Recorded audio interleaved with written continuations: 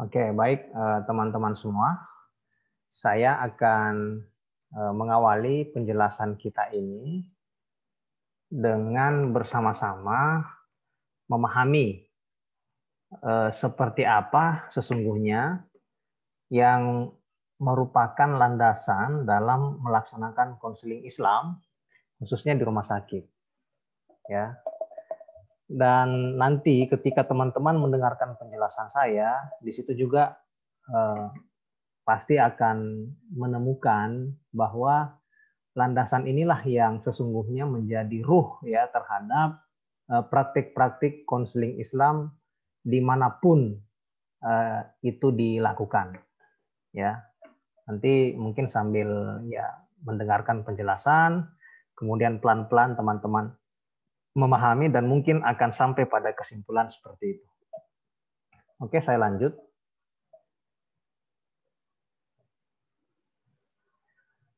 Nah, di slide ini, di situ disebutkan ya, ada 2 pointer yang teman-teman bisa baca bahwa secara global ya seluruh umat Islam ya sejak pertama kali diturunkan ya, sejak pertama kali diwahyukan, dititahkan oleh Allah kepada Rasulullah untuk menyampaikan risalah Islamiyah, itu sepakat bahwa Al-Qur'an dan hadis kedua-duanya merupakan pedoman bagi umat Islam untuk menjalankan seluruh aktivitasnya sepanjang rentang kehidupannya. Jadi seperti ini penjelasan di pointer yang pertama. Bahwa sejak dulu ya ila yaumil qiyamah sampai hari kiamat, umat Islam itu sepakat bahwa yang namanya Al-Qur'an dan hadis, ya, Al-Qur'an itu adalah firman Allah dan hadis itu adalah apa yang berasal dari Rasulullah, merupakan pedoman bagi umat Islam dalam menjalankan seluruh aktivitas kehidupannya tanpa terkecuali. Sederhananya, mulai dari bangun tidur, ya, sampai tidur lagi, itu semua diatur ya oleh Islam. Bahkan ketika seseorang tidur pun itu ada hal-hal yang juga terkait dengan anjuran-anjuran atau ajaran Islam. Ya, seperti itu. Nah, berikutnya di sini bahkan disebutkan ya bahwa hal-hal yang bersifat privasi sekalipun ya, yang sangat-sangat private, misalnya hal-hal yang berurusan dengan individu, ya, pun itu Al-Quran juga memberi pedoman untuk diikuti oleh umat Islam dengan tanpa paksaan agar hidupnya bahagia dunia dan akhirat. Jadi tidak ada satu celah pun ya kalau boleh dikatakan dalam kehidupan kita ini yang tidak lepas dari urusan atau dari anjuran yang telah difirmankan oleh Allah dalam Al-Quran dan yang telah dicontohkan oleh Rasulullah dalam hadis-hadisnya. Ya. Dalam hadis ya dan juga termasuk sunnah-sunnahnya. Nah ini saya kira saya berharap teman-teman sudah bisa memahami gitu ya mana yang dikatakan hadis, mana yang dikatakan sunnah. Gitu. Nah jadi itu ya kawan-kawan. Tanpa terkecuali ini saya kira satu pemahaman yang harus di-clearkan terlebih dahulu sebelum nanti kita berbicara lebih jauh. Ya, oke. Selanjutnya kita akan melihat ya selain penjelasan seperti ini ya selain dalam urusan kita dalam keseharian yang itu dilandaskan ya kepada Al-Quran dan As-Sunnah, hadis Rasulullah SAW, di situ juga kemudian dipertegas lagi dengan hadis Nabi yang berbunyi taraktu fikum amroini ma in tamassaktum bihima lan tadillu abada kitaballah wa sunnatar rasul. Ya, di situ Nabi Shallallahu Alaihi Wasallam bersabda, aku tinggalkan ya kata Nabi, aku tinggalkan 2 perkara kepada kalian yang mana apabila kalian berpegang teguh terhadap dua perkara itu, lan tadillu abada. Ya, kata Nabi, kalian tidak akan tersesat selama-lamanya. Dua perkara atau dua hal itu apa? Yaitu Al-Qur'an dan hadis Rasulullah Shallallahu alaihi wasallam. Nah, jadi itu ya yang perlu dipahami terlebih dahulu. Nah, lebih lanjut berbicara tentang pemberian bimbingan termasuk konseling Islam, di situ secara normatif itu sejalan dengan fungsi dari Al-Qur'an dan tugas kenabian Nabi Muhammad Shallallahu alaihi wasallam. Ini secara normatif. Nah, jadi kita memberikan nasihat, memberikan bimbingan, memberikan konseling. Konseling itu kan saya kira teman-teman sudah pahami bersama, kita membantu ya sesama kita agar keluar dari persoalan yang mereka hadapi, termasuk juga yang sifatnya progresif ya. Misalnya dari yang merasa hidupnya biasa-biasa saja, jadi bukan dalam kondisi memiliki masalah.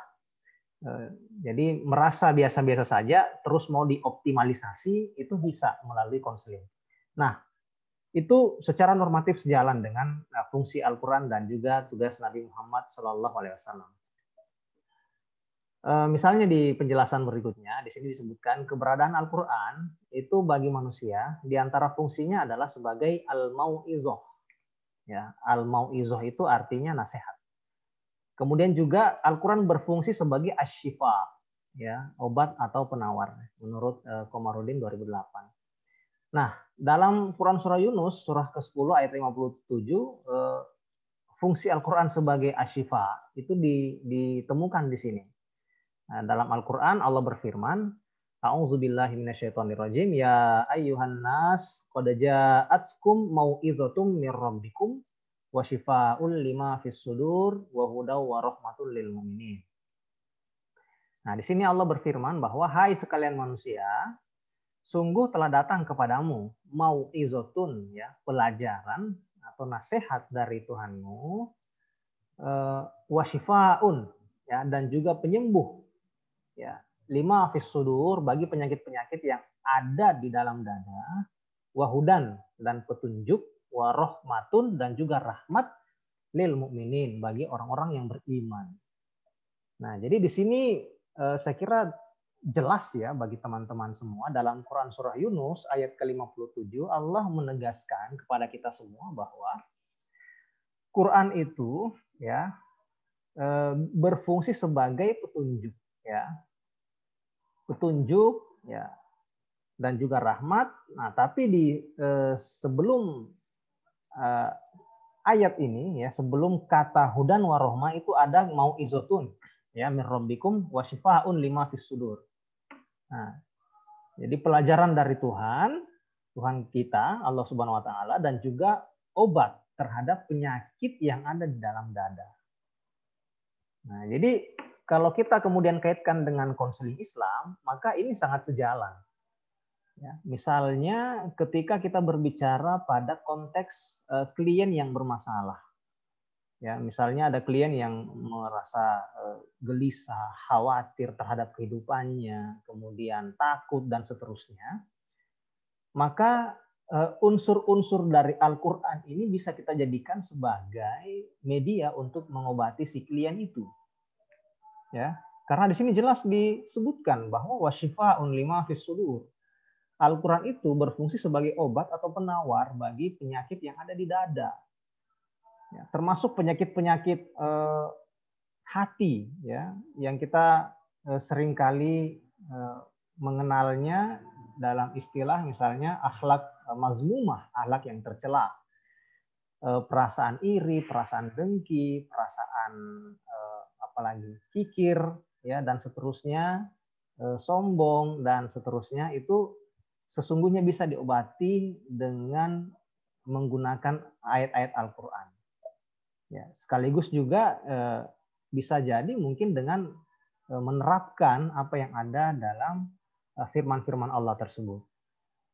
Nah, jadi saya kira sampai di sini sudah mulai menangkap nih ya teman-teman, bahwa di sini ya kita sudah mendapatkan gambaran bahwa tadi ya di awal sudah dijelaskan, seluruh umat Islam itu sepakat bahwa Al-Quran dan hadis Rasulullah SAW itu menjadi pedoman bagi kita sejak ia diturunkan, sejak ia disyariatkan sampai hari kiamat nanti.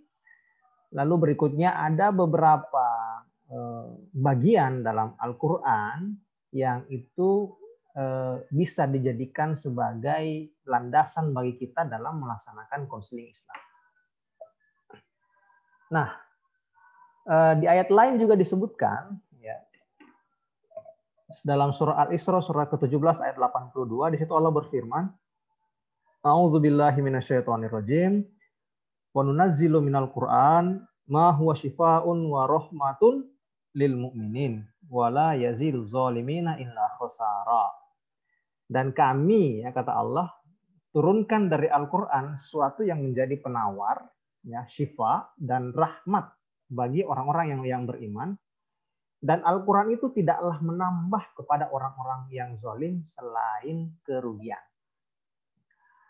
Ya, jadi di sini Allah menegaskan ya, bahwa wa nunazzilu minal Qur'an, ya, kami telah menurunkan ya dari Al-Quran syifa wa rahmah, penawar atau obat dan rahmat bagi orang-orang mukmin. Tapi bagi orang yang zalim, Al-Quran itu tidak akan membekas baginya.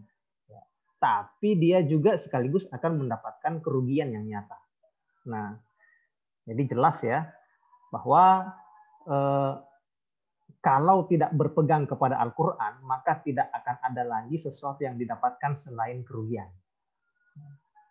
Karena kita sudah, saya kira teman-teman sudah banyak sekali mendengarkan ya, tentang penjelasan mengenai Al-Quran itu, ya, mengenai Al-Quran itu dan termasuk keutamaan-keutamaannya. Al-Quran ya menjadi salah satu rukun iman yang harus kita imani, ya kan? Dari 6 pilar keimanan itu salah satunya adalah mengimani kitab-kitab Allah. Ya. Dan sampai hari ini memang hanya Al-Quran lah yang terjaga otentisitasnya, terjaga keahliannya, keasliannya, mohon maaf ya. Nah, sementara kitab-kitab lain yang diturunkan kepada Nabi dan Rasul sebelumnya, yaitu kitab Zabur kepada Nabi Daud, kemudian kitab Taurat kepada Nabi Musa, dan kitab Injil kepada Nabi Isa, itu pada masanya memang otentik dia, asli, tapi kemudian belakangan oleh para pengikutnya dimanipulasi. Ya, jadi sehingga memang ini hanya Al-Quran lah yang menjadi dasar dan landasan kita dalam melaksanakan seluruh aktivitas kehidupan tanpa terkecuali untuk praktek konseling Islam. Nah, jadi seperti itu kawan-kawan.